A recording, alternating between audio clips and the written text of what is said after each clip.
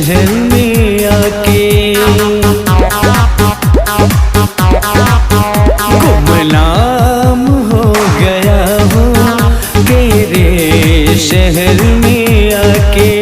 बदनाम हो गया हूँ, बदनाम हो गया हूँ बेवफा से दिल लगा के। गुमनाम हो गया हूँ तेरे शहर में आके। गुमनाम हो गया हूँ तेरे शहर में आके।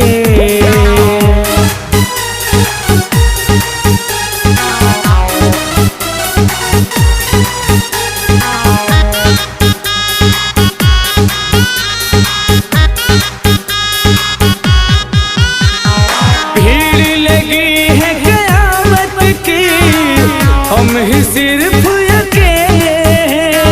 कुछ भी नजर नहीं आता है, रंजो गम के मेले हैं। भीड़ लगी है क़यामत की, हम ही सिर्फ अकेले हैं। कुछ भी नजर नहीं आता कहीं, रंजो गम के मेले हैं। कुछ भी नजर नहीं आता कहीं, रंजो गम के मेले हैं। अब चैन से सो रहे हैं वो मुझे ख्वाब में मिला के। गुमनाम हो गया हूँ तेरे शहर में आके।